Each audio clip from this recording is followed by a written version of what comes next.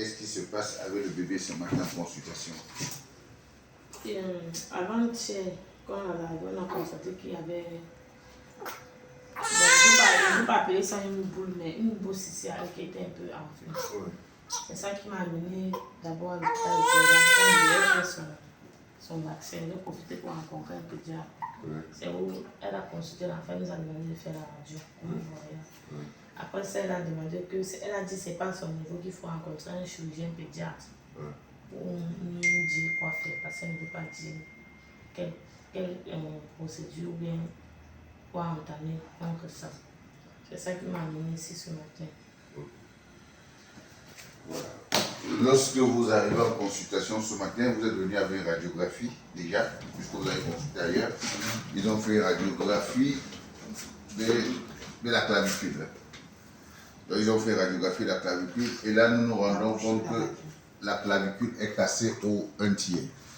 Donc voilà, là, nous avons une fracture de la clavicule là, ici. Voilà, nous avons une fracture de la clavicule là. Maintenant, pour connaître pourquoi est-ce que cette fracture de la clavicule existe, nous allons faire ce qu'on appelle une enquête sur l'accouchement. Comment s'est déroulé l'accouchement? Vous avez accouché par césarienne, par voie basse, l'accouchement a été difficile, au forceps, ou qu'est-ce qui s'est passé? On n'a pas accouché par césarienne, c'est par voie basse. Il n'a même pas trop duré en contraction, je suis arrivée à 16 heures. Oui. Bon, j'étais déjà en contraction, vu que le médecin m'a dit que j'étais à 2 doigts, donc 2 centièmes, je ne sais pas trop. Après là, ça a commencé à s'accélérer aux environs de 17h30. À 18h, 19h quelque chose. Donc presque 20h, on m'a amené en salle parce que si elle tardait même trop, j'allais accoucher là-bas, dans la salle où tu es couché. Je suis entrée en salle d'accouchement, il n'a pas duré. J'ai fait peut-être même 10 minutes. Premier poussé que j'ai poussé l'enfant de sortir. La seule chose qu'il a fait là, c'est m'a aidé à mettre la main pour faire sortir avec l'enfant, les manipulations là. Après là, on m'a nettoyé, c'est que je n'ai pas duré en salle. Okay. Maintenant, ça c'est pour mon personnel soignant. Alors nous sommes ici en face d'un cas assez complexe. Nous pouvons accepter que chez un nouveau-né comme ça, qu'il y ait une élongation du plexus brachial lorsque l'enfant naît, parce qu'on a tiré pendant l'accouchement, on a sorti l'enfant au forceps, l'enfant était très gros, il y a eu beaucoup de manipulations. Et l'enfant peut parfois finir par une élongation du plexus brachial, parce qu'on tire sur le membre et tout. L'enfant est venu par une bonne position, par la tête. L'enfant est venu par la tête, il n'y a pas eu de forceps et tout, mais on n'arrive pas à comprendre qu'est-ce qu'il a pu, chez un nouveau-né comme ça, provoquer une fracture de la clavicule. Première des choses, soit il y a un traumatisme important. C'est pour ça que je vais examiner cet enfant à zéro. C'est-à-dire, je vais examiner le crâne, je vais examiner, je vais chercher les lieux de contusion. Parce que chez un nouveau-né, on s'attend à avoir un problème du plexus brachial, pas une fracture de la clavicule. La fracture de la clavicule, généralement, soit l'enfant est tombé sur le moignon de l'épaule, c'est fracture de la clavicule, soit c'est un choc direct sur la clavicule qui casse la clavicule. Et là, c'est cassé exactement là où toutes les clavicules, généralement, se cassent. Les 80% des fractures de la clavicule siègent au tiers moyen. 80% c'est au tiers moyen. Au tiers moyen. Maintenant, qu'est-ce qui se passe? Le muscle clédo-mastoïdien ici accentue, fait une traction du ferment proximal vers le haut. Maintenant, le poids du membre supérieur, la pesanteur fait que le ferment distal est abaissé. Voilà le ferment distal qui est abaissé à cause du poids du membre supérieur. Et là, il y a l'insertion du muscle clédo-mastoïdien ici sur la face antérieure de la clavicule qui retire la clavicule vers le haut. Donc, ce qui fait que le bout proximal s'y menace la peau. Donc, quand nous allons les réexaminer, vous allez constater que c'est ce bout proximal qui menace la peau. Mais je n'arrive pas à comprendre jusque-là le mécanisme de cette fracture. Elle dit que l'accouchement s'est déroulé de façon saine, normale, donc il n'y a pas eu trop de manœuvres. Qu'est-ce qui s'est passé? Est-ce qu'il y a déjà un baby sister qui a porté le bébé et le bébé est tombé? ou le bébé, ou bien il y a eu un traumatisme direct sur la clavicule. Là, ça, c'est des enquêtes qu'il faudra mener. Parce que c'est assez rare. Chez les enfants, on trouve l'élongation du plexus brachial, mais pas les fractures de la clavicule. La fracture de la clavicule peut arriver, mais pas dans un contexte d'accouchement normal. Parce que là, c'est un accouchement qui s'est déroulé de manière normale. Donc, il va falloir qu'on bouge un peu le cerveau pour savoir ce que c'est. Et là, je vais réexaminer l'enfant à zéro. Docteur. Oui, madame. Dans le cas où la maman ne remarque pas immédiatement cette fracture de l'enfant et que l'enfant grandit avec ce déboîtement-là, quel peut ça être... Ça ne crée aucun problème, l'enfant va consolider. Cette consolidation peut se faire entre 3, 4, 6 semaines. Mais il y a un véritable calvicule qui va se former là, avec une bosse disgracieuse. Chez un homme, c'est tolérable, mais chez une femme, vous savez que la corde du soutien, de vos soutiens passe par là. Donc ça va laisser une petite bosse ici de manière disgracieuse. Mais comme je vous ai dit, le phénomène de la consolidation a 4 étapes. D'accord? La dernière étape, c'est le remodelage. Donc lorsque le cal va se former, en grandissant, l'os va se remodeler de telle sorte que la clavicule va trouver sa forme normale. D'accord? Vous allez examiner ce bébé. Donc, comme je vous ai dit, vous voyez que cet œil est bien ouvert, celui-ci ne s'ouvre pas au même moment. Hein? Voilà, on va donc examiner la clavicule. Vous voyez que là, il y a une tuméfaction. Vous voyez que là, il y a une tuméfaction. Vous voyez bien ça? Vous voyez? Il y a une tuméfaction là. Apportez-moi un compresse, je vais nettoyer cet enfant. Voilà, voilà la tuméfaction. Vous voyez ça? Elle est bonne. Voilà, voilà. Donc ça, c'est le bout. Ça, c'est le bout proximal. Le bout proximal de la... C'est le bout proximal qui menace la peau comme ça. Et donc, à cause du muscle sternoclédomastéroïdien qui tire sur le muscle. Voilà ça. Voilà. Regardez, à comparer avec les fausses contrôlatérales. Voilà la clavicule contrôlatérale. Hein? Mais lorsque vous regardez cette clavicule, voilà. Lorsque je mets le nez comme ça, vous voyez là, il y a une bosse là. Vous voyez cette bosse là. Voilà, donnez-moi la compresse. Maman, tiens un peu la tête du bébé comme ça. Tiens un peu la tête du bébé comme ça. Je vais nettoyer ce bébé. Et la peau montre la tête. Enlevez, dégagez la tête de l'enfant. Ça fait trop la force. Ça va, maman, ça va. Ça va. Donc, il s'agit d'un nourrisson. Il s'agit d'un nourrisson de 10 jours. Non, pardon, d'un nouveau-né.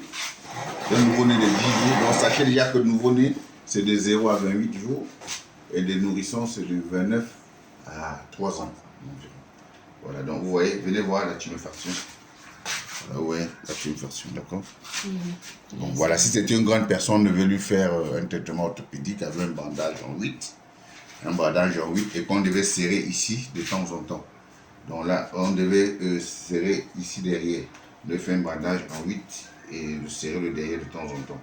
Voilà, là, je vais juste lui faire, je vais mettre un élastoplaste pour appuyer la clavicule pour que ça puisse descendre à l'intérieur. Sinon, ça peut entraîner même une nécrose de la peau ici et jusqu'à ce que l'os s'expose. Voilà. Voilà. Mais si c'était une grande personne, je lui aurais fait une ostéosynthèse. J'aurais mis une plaque vissée et tout. Voilà. Je lui aurais mis une plaque vissée. Voilà. Maintenant, l'attitude, comme je vous avais décrit, l'attitude de dessous, c'est ça.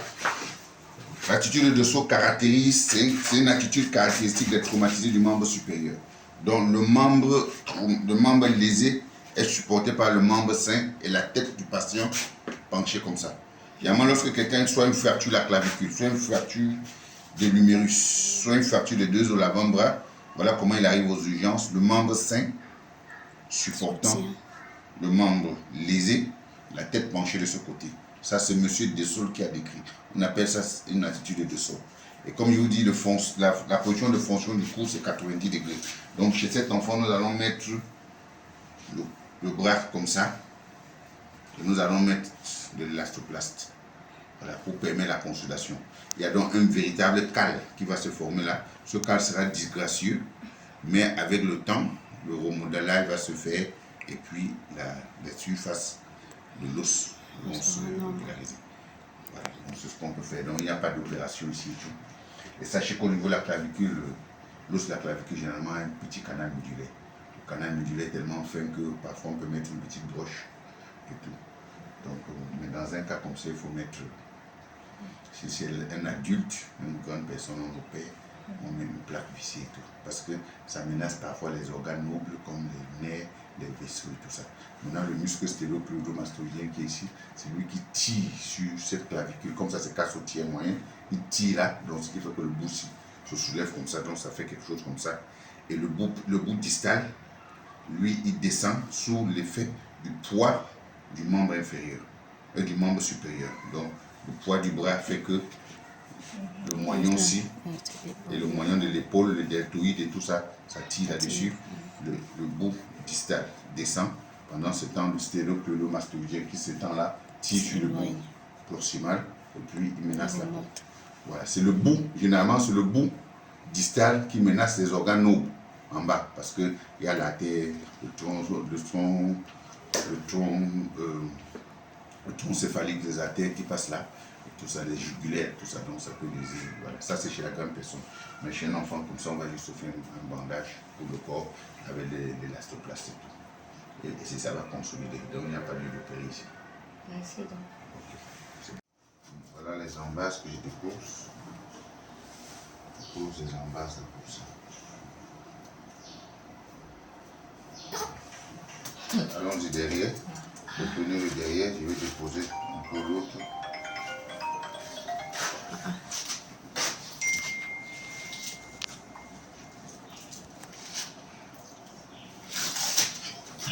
Alors.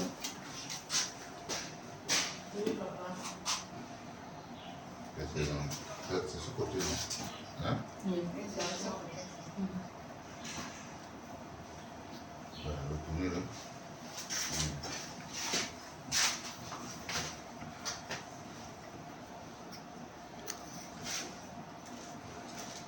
Vous allez bien me soulever l'enfant. Attendez, je vais vous dire pour qu'il ne pleure pas.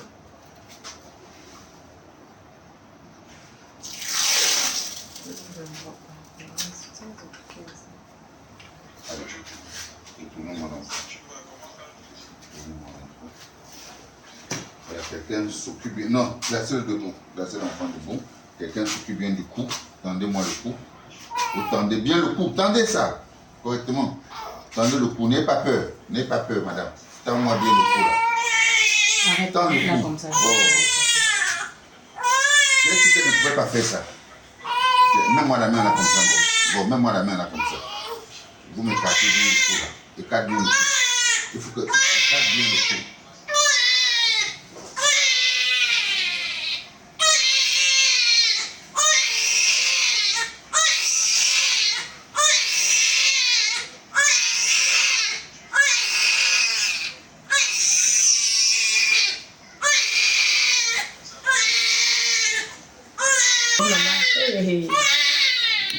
Défile bien.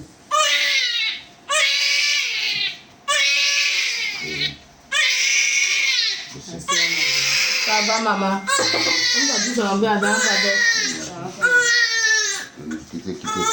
ça va, maman. Seigneur, on n'a pas tout bouger. Banana. C'est bon. Vous voyez qu'elle s'est calmée, non? Quand vous ne pouvez pas faire quelque chose, vous ne le faites pas, madame. Hein? Monsieur. Oui.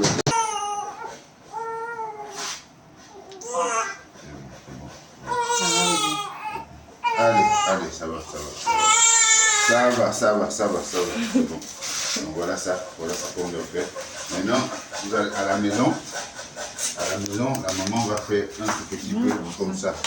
Hein? Je n'ai pas envie de bloquer comme ça, d'accord? C'est largement suffisant. Voilà. C'est largement suffisant. Ça baisse un peu ça. Voilà, ça baisse ça. Normalement, ça aussi devrait être collé. Mais je ne vais pas tenir comme ça. Je vais coller ça. Tenez comme ça. C'est un enfant. Allô? Oui, pourquoi? Oui, c'est ça, pourquoi?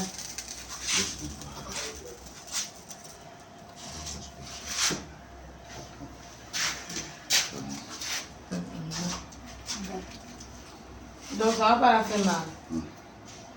Non, C'est pour son bien qu'on fait ça. Non, je demande, je sais. Tu m'as vu quand elle pleure là, je viens sur ça. Non. Ça ne fait pas mal. Si ça faisait mal, c'est qu'elle est en train de pleurer. Elle m'a vu de son bras là.